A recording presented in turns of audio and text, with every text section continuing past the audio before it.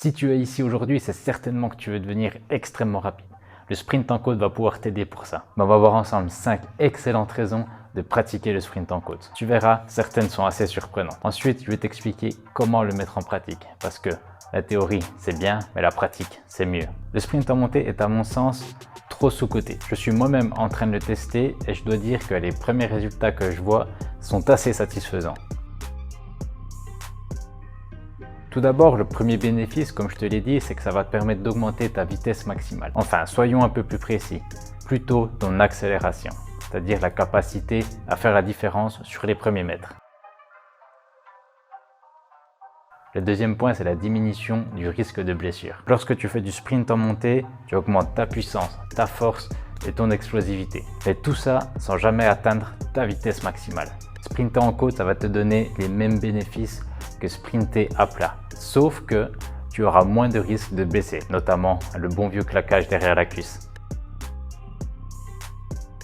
Le troisième point est que le sprint est un élément fonctionnel, c'est-à-dire qu'il se rapproche le plus de ton sport de prédilection, que ce soit le foot, le rugby, le basket, peu importe. Parce que même si tu travailles beaucoup ta force à la salle, que ce soit en squat, en fente ou tout ça, si tu n'es pas explosif, tu ne seras pas forcément beaucoup plus rapide que les autres. Et le fait de combiner force à la salle et sprint, c'est un cocktail détonnant pour faire exploser ta rapidité. Si tu veux, le sprint, ça fait un peu la passerelle entre le travail que tu fais en salle et ton sport de prédilection. C'est notamment valable pour moi qui fais du foot.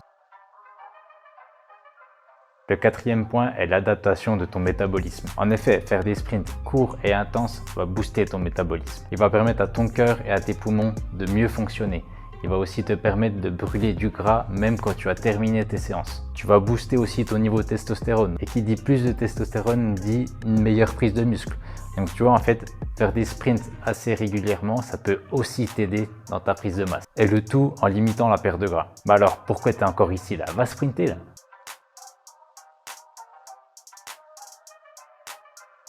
Le cinquième point, c'est le mental. Parce que je t'assure que les sprints très répétés dans un court laps de temps, ça va mettre ton mental à rude épreuve. Tu vas être essoufflé, tu vas avoir mal aux jambes, tu vas avoir envie d'arrêter.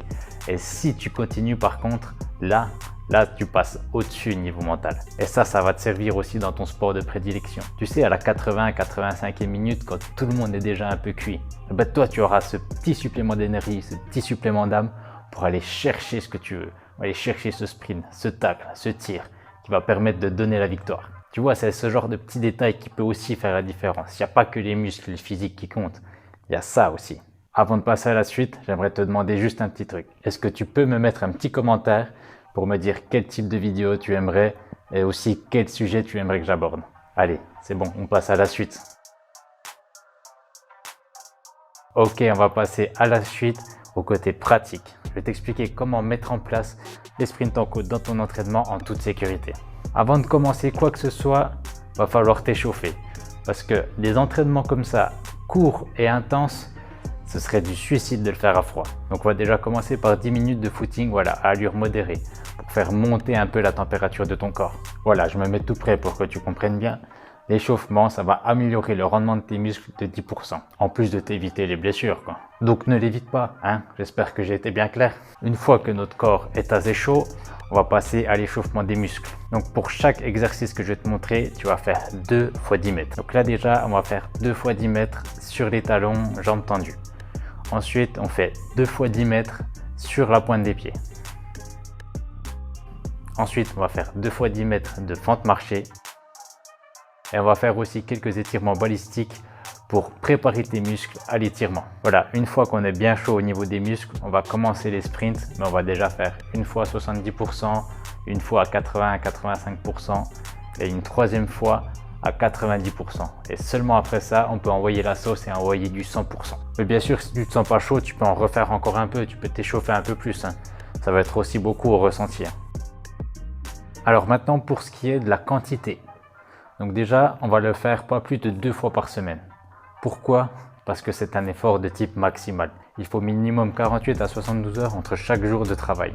Le but ici, c'est de faire de la qualité, pas de faire de la quantité. Maintenant, on va passer à la construction de tes séances.